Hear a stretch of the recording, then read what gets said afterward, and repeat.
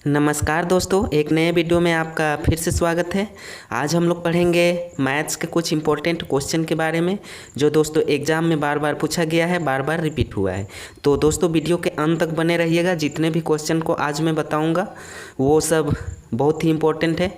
ये सब प्रश्न में दोस्तों ना तो आपको पेन उठाने की ज़रूरत है, ना ही कॉपी। मात्र 2 सेकंड में आंसर। अगर दोस्तों आप मेरे चैनल में नए हैं तो चैनल को सब्सक्राइब कर लीजिएगा और बेल आइकन बटन को प्रेस भी कर लीजिएगा। इससे क्या होगा कि जब मैं अपने चैनल पर वीडियो अपलोड करूंगा तो नोटिफिकेशन दोस्तों सबसे पहले आपके मोबाइल तक पहुँच जाएगा, जिससे आप समझ जाएंगे कि वीडियो डाला गया है। तो चलिए दोस्तों शुरू करते हैं।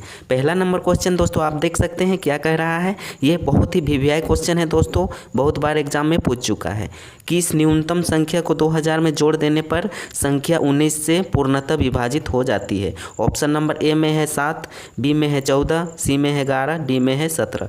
तो इन ऑप्शनों में कौन सी संख्या को 2000 में जोड़ेंगे कि 19 से हमारा पूरा पूरी से कट जाएगा। तो देखिए दोस्तों, जब भी इस प्रकार से प्रश्न रहे तो हमें कुछ नहीं करना है, क्या करना है, भाग दे देना है। तो देखिए भाग देंगे दोस्तों 19 को, यहाँ है क्या है दोस्तों 2000 है, तो इसको दोस्तों हम लोग भाग कर देंगे। ठीक है, देखिए 19 दाएं दोस्तों हो जाता है हमारा 190। ठीक है, तो यहाँ जब 200 में 190 घटाएंगे तो क्या मिलेगा, 10 बचेगा। अब 1 जीरो दोस्तों यहाँ पे बैठा देंगे। अब देखिए 19 का पहाड़ा कितना बार पढ़ेंगे कि 100 के लगभग आ जाएगा।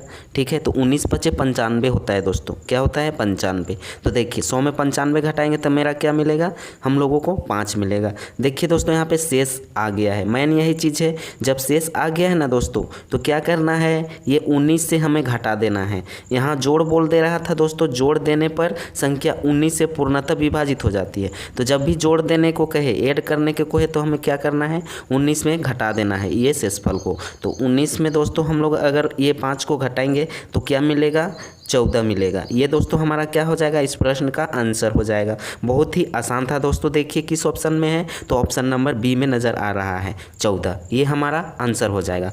तो देखिए आप लोग समझ गए होंगे, मैं आशा करता हूँ। ठीक है, यहाँ जोड़ देने को कह रहा है, ये चीज़ ध्यान दीजिएगा। जब भी जोड़ देने को कहे तो हमें क्या करना है, शेषफल में ये जितना भी संख्या से विभाजित करने को कहे उससे हमें माइनस कर देना है। माइनस कर देंगे तो हमारा आंसर निकल के आ जाएगा। अब चलिए दोस्तों देखते हैं दूसरा नंबर क्वेश्चन। दूसरा नंबर क्वेश्चन को देखिए दोस्तों, ये एज से रिलेटेड क्वेश्चन है और ये भी बहुत ही इंपॉर्टेंट क्वेश्चन है, वीवीआई क्वेश्चन है, एग्जाम में रिपीटेड क्वेश्चन है दोस्तों। देखिए क्या कह रहा है, पिता की वर्तमान उम्र पुत्र से 3 गुनी है, परंतु 15 वर्ष बाद पिता की आयु पुत्र की आयु से 2 गुनी हो जाएगी। तो पुत्र की उम्र कितनी है। देखिए क्वेश्चन को एक बार फिर से समझ लीजिए, बहुत ही आसान होता है, केवल आपको मैथ्स के क्वेश्चनों को समझने की ज़रूरत है। ठीक है, मैथ हार्ड नहीं होता है दोस्तों, अगर आप समझ जाएंगे तो बिल्कुल आसान हो जाएगा। पिता की वर्तमान उम्र, पिता का जो अभी उम्र हो रहा है दोस्तों वह पुत्र से 3 गुना हो रहा है। ठीक है, परंतु 15 वर्ष बाद पिता की आयु पुत्र की आयु से 2 गुनी हो जाएगी। ठीक है, जब 15 वर्ष हो जाएगा ना तो पिता को जो उम्र होगा वो पुत्र की आयु का 2 गुना हो जाएगा। तो दोस्तों पुत्र की उम्र कितना होगा उसको हमें बताना है। तो देखिए दोस्तों, जब भी इस टाइप का प्रश्न पूछे तो हमें ऑप्शन से बनाना है, बहुत ही आसान होता है दोस्तों। ऑप्शन से मान लेंगे दोस्तों, क्या पूछ रहा है यहाँ, पुत्र की उम्र कितनी है, तो पुत्र का उम्र मान लेंगे ऑप्शन ए 15 वर्ष है। यहाँ पे लिख लेते हैं पुत्र का उम्र और इधर लिख लेते हैं पिता का उम्र। ठीक है, तो देखिए 15 वर्ष पुत्र का मान लेंगे तो यहाँ सबसे पहला लाइन को देखिए क्या कह रहा है, पुत्र से 3 गुनी है। तो पुत्र का मान लेंगे 15 वर्ष, तो पिता का 3 गुना क्या हो जाएगा, 45 वर्ष होगा कि नहीं, 15 या 45, इसका 3 गुना। ठीक है, यही तो कह रहा है, उम्र पुत्र से 3 गुनी है, पिता की वर्तमान उम्र पुत्र से 3 गुनी है। तो पुत्र का 15 मान लिए तो इसका उम्र क्या हो गया, 45 हो गया, 3 गुना हो गया। अब दोस्तों क्या कह रहा है, 15 वर्ष बाद पिता की आयु पुत्र की आयु से 2 गुनी हो जाएगी। 15 वर्ष बाद पुत्र का आयु कितना हो जाएगा दोस्तों, 15 यहाँ पहले से था और 15 वर्ष जोड़ देंगे, यानी 15 वर्ष बाद। जब भी बाद कहे तो हमें ऐड करना है, जोड़ना है। तो 15 वर्ष और फिर 15 वर्ष, हमारा क्या निकल के आ जाएगा, 30 वर्ष। ठीक है, 30 वर्ष, इसमें भी 15 वर्ष बढ़ेगा कि नहीं, यहाँ भी 15 वर्ष बढ़ेगा। तो 45 + 15, तो यहाँ क्या हो जाएगा दोस्तों, 60 वर्ष। ठीक है, अब देखिए नीचे क्या कह रहा है, यहाँ पे पिता की आयु पुत्र की आयु से 2 गुनी हो जाएगी 15 वर्ष बाद। तो देखिए पुत्र का उम्र क्या है, 30 वर्ष है और पिता का उम्र क्या निकल के आया है, 60 वर्ष आया है कि नहीं, यानी 2 गुना उम्र निकल के आ गया है कि नहीं दोस्तों, 15 वर्ष बाद आ गया है। कौन सा ऑप्शन मैच कर रहा है दोस्तों, तो ऑप्शन नंबर ए मैच कर रहा है हमारा। ये हमारा इस प्रश्न का दोस्तों क्या हो जाएगा, आंसर सही हो जाएगा। ठीक है, देखिए पहला ही ऑप्शन में मिल गया तो बाकी ऑप्शन को देखना नहीं है। ठीक है, तो इनको देखना टाइम को बर्बाद करना है दोस्तों। ठीक है, तो चलिए मैं समझता हूँ कि समझ गए होंगे। देखिए पुत्र का उम्र 30 वर्ष निकल गया है तो पिता का उम्र 60 वर्ष, 2 गुना हो गया है। यही तो क्वेश्चन कह रहा था। ठीक है, अब चलिए दोस्तों आगे बढ़ते हैं तीसरे नंबर क्वेश्चन की ओर। तीसरा नंबर क्वेश्चन को देखिए दोस्तों, ये टाइम एंड वर्क से लिया गया है और बहुत ही इंपॉर्टेंट है। ठीक है, इस टाइप के प्रश्न दोस्तों बार बार एग्जाम में पूछे जाते हैं। 15 व्यक्ति एक काम को 60 दिनों में पूरा कर सकते हैं यदि व्यक्तियों की संख्या 5 और बढ़ा दी जाए। ठीक है, पहले कितना व्यक्ति काम करते थे, तो 15 व्यक्ति, 5 व्यक्ति को और बढ़ा दिया जाता है तो काम कितने दिन पहले पूरा हो जाएगा। क्वेश्चन को समझिए, काम कितने दिन पहले पूरा हो जाएगा ये कह रहा है, ये नहीं कह रहा है कि काम कितने दिन में होगा। ठीक है, क्वेश्चन कह रहा है कि कितने दिन पहले पूरा हो जाएगा। ठीक है, तो ये अलग टाइप से बनेगा दोस्तों। अगर कहा था कि काम कितने दिन में पूरा होगा तो ये भी अलग टाइप से बनता, लेकिन कह रहा है कितने दिन पहले पूरा हो जाएगा ये कह रहा है। तो देखिए कितना व्यक्ति है दोस्तों, यहाँ पे 15 व्यक्ति है। 15 व्यक्ति जब मिलते हैं तो किसी काम को 60 दिन में पूरा कर लेते हैं। यदि व्यक्तियों की संख्या 5 और बढ़ा दिया जाता है, 15 और 5 को और बढ़ा देंगे तो कितना व्यक्ति हो जाएगा, 20 व्यक्ति होगा कि नहीं। तो 20 व्यक्ति जब मिलेंगे तो काम कितने दिन पहले पूरा होगा ये हमको बताना है। तो चलिए दोस्तों इसको टाइम एंड वर्क के बेसिक फार्मूला से बनाते हैं। टाइम एंड वर्क का बेसिक फार्मूला दोस्तों क्या होता है, तो हम पहले भी बता चुके हैं, M1D1 बराबर M2D2। ठीक है, ये फार्मूला लगाएंगे आंसर हमारा निकल के आ जाएगा। M1 क्या दर्शाता है दोस्तों, आदमियों की संख्या। D क्या दर्शाता है दोस्तों, दिनों की संख्या। D का मतलब डेज होता है और M का मतलब मेन होता है। ठीक है, M1 की जगह क्या रखेंगे, 15 व्यक्ति, और कितने दिन में करते हैं दोस्तों, 60 दिन लगता है। ठीक है, अब यहाँ क्या है, 5 व्यक्ति और बढ़ा दिया जाता है तो 15 5 20 हो जाएगा M2 में, गुने ये निकालना है दिनों की संख्या यानी D2 को निकालना है। यहाँ दोस्तों ऐसे भी काट सकते हैं, और या तो आप D2 को इधर लाइए, 15 गुने 60 ऊपर चला जाएगा, 20 नीचे चला आएगा, ऐसे भी काट सकते हैं। तो देखिए ऐसे हम काट के दिखाते हैं, 20 से कम 20 और 20 दिया दोस्तों 60 हो जाता है, ये कट गया। ठीक है, अब इधर बचा दोस्तों 15 गुने 3 तो क्या हो जाएगा, 15 तिया 45।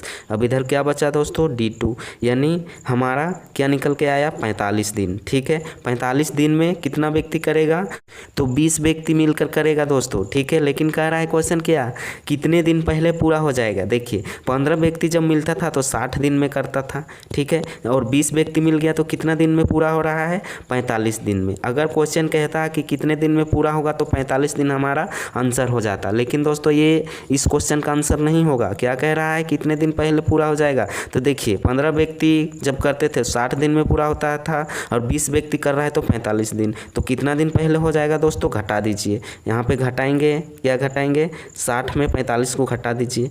ठीक है, क्या निकल के आएगा दोस्तों, 15 दिन। ठीक है, 15 दिन ना मिलेगा तो 15 दिन दोस्तों हमारा क्या हो जाएगा, 15 दिन पहले काम पूरा हो जाएगा। किस ऑप्शन में है, तो ऑप्शन नंबर सी में है। देखिए दोस्तों एक चीज़ और देखिए, यहाँ आपको अगर काटने में असुविधा होता होगा, नहीं जानते होंगे, तो ऐसे भी काट सकते हैं आप। D2 को इधर लाएंगे, D2 को इधर, तो ये 15 गुने 60 ऊपर चला जाएगा। ठीक है, अब नीचे हमारा 20 चला आएगा। ठीक है, अब इसको ऐसे भी काट दीजिए, आंसर उतना ही आएगा। किसी भी प्रकार से काटिए आंसर उतना ही आने वाला है, केवल सही होना चाहिए। ठीक है, 20 से कम 20, 20 तिया 60। अब ऊपर क्या बचा दोस्तों, 15 गुने 3 तो गुना करेंगे तो क्या मिलेगा, 45। देखिए यहाँ भी 45 आया था और यहाँ भी। अब 60 में 45 को घटा देंगे तो कितना दिन पहले पूरा हुआ था वो हमारा निकल के आ जाएगा। ठीक है, ये 45 आंसर नहीं होगा, 15 आंसर होगा, आप लोग ध्यान दीजिएगा। ठीक है, तो आई होप मैं ऐसा करता हूँ कि इस प्रश्न को दोस्तों आप लोग समझ गए होंगे। 1-2 बार आप लोग प्रैक्टिस कर लीजिएगा, इस प्रकार के क्वेश्चन दोस्तों बार बार पूछा जाता है। अब चलिए दोस्तों आगे बढ़ते हैं चौथे नंबर क्वेश्चन की ओर। चौथा नंबर क्वेश्चन को देखिए दोस्तों, क्या कह रहा है, एक वस्तु को 4% तथा 8% के लाभ में बेचने पर मिले विक्रय मूल्यों में 3 रुपयों का अंतर है। दोनों विक्रय मूल्यों का अनुपात है। दोनों विक्रय मूल्यों का अनुपात क्या होगा दोस्तों, उसको हमें बताना है। ठीक है, एक वस्तु को 4% तथा 8% के लाभ में बेचने पर, यहाँ लाभ बोल रहा है दोस्तों, तो देखिए 4% लाभ हो रहा है तो यहाँ हम लोग क्या लिखेंगे, 104, क्योंकि लाभ में जोड़ देते हैं ना दोस्तों, तो लाभ में जोड़ देंगे 100 में 4 104, तो हमारा क्या हो जाएगा 104 अनुपात क्या हो जाएगा 8%, फिर यहाँ है तो 108 हो जाएगा। ठीक है, ये मिलेगा कि नहीं। अब दोस्तों इन संख्याओं को काट लेंगे। ठीक है, कौन सी संख्या से काटेंगे कि ये दोनों संख्या कट जाएगा, 4 से काटिए। ठीक है, 4 दूनी 8, यहाँ 2 बचा, 4 छक 24, 26 बचा दोस्तों।